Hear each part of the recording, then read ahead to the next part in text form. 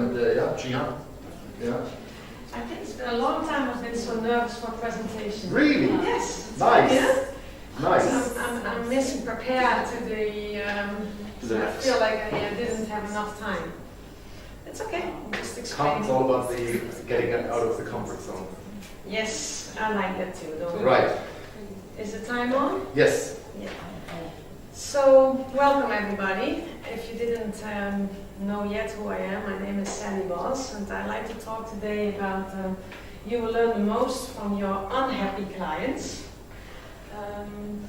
So, I would like to start with the fact saying, I'm sure everybody knows it, like, you know, or like, well, you know, raising the voice, or, you know, angry faces. Do you all recognize an unhappy client? Yeah. Yeah? Yeah. You're one of them? That's an interesting one.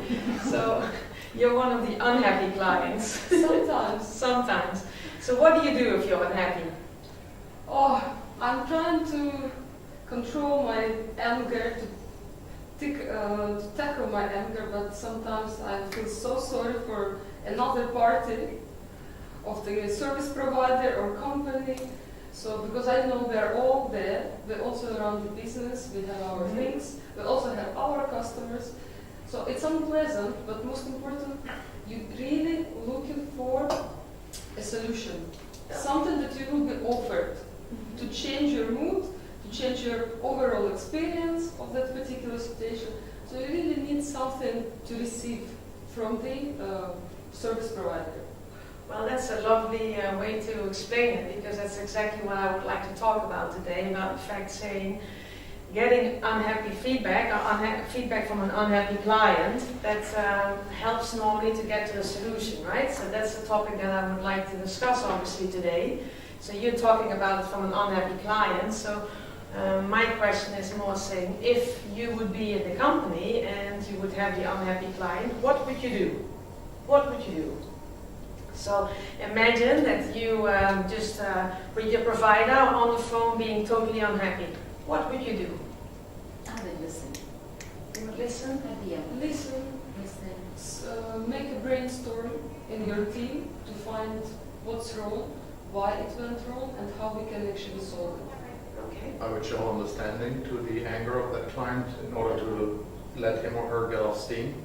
Yeah, No sometimes you just want to get it out of your system. So No you point in just want to arguing.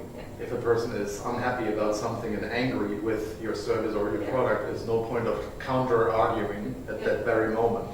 Yeah, totally agree. That's one of the first points I wanted to raise.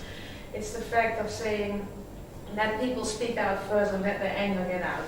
You can do nothing with somebody angry, so let them speak and let them give the space to just get the anger out and until it's done.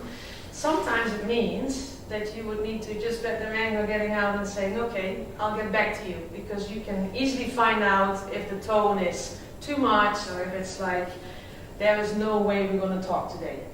If you do get to the point saying, okay, the anger is out, and what would you do next if you get to a silence mode? Well, the point is, get the feedback, ask questions. What kind of questions would you ask?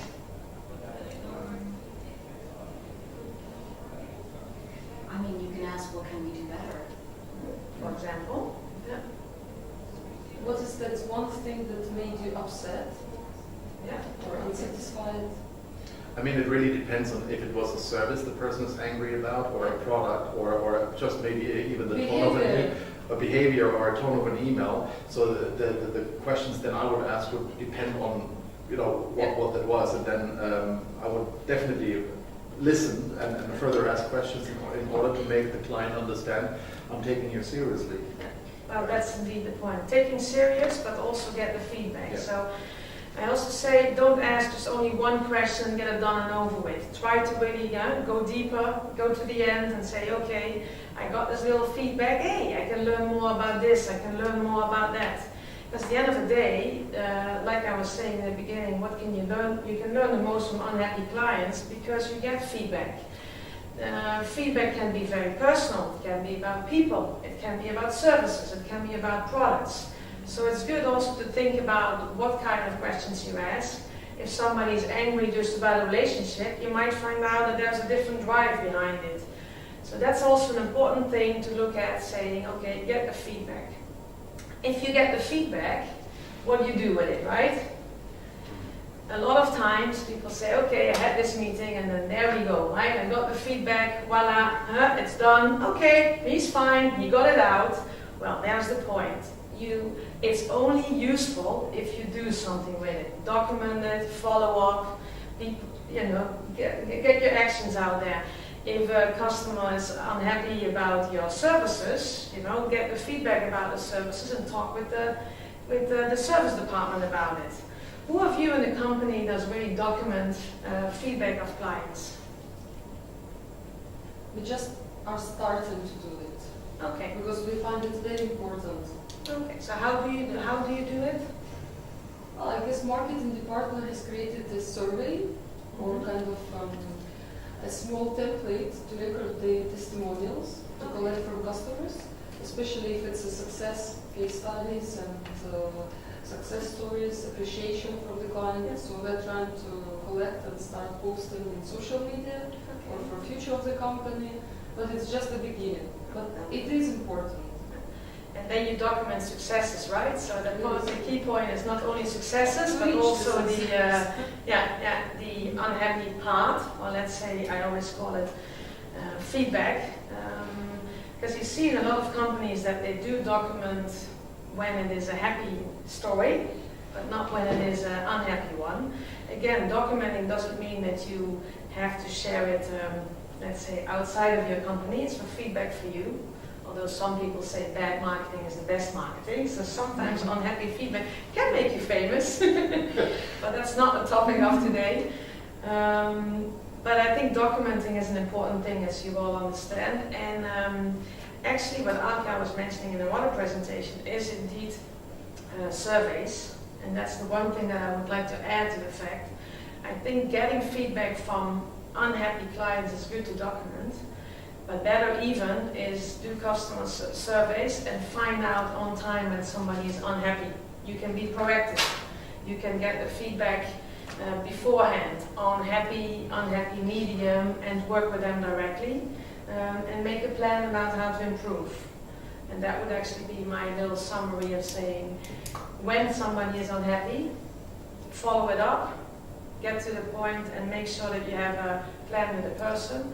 And be ahead of it. If you are ahead of it, one step ahead always helps in every case.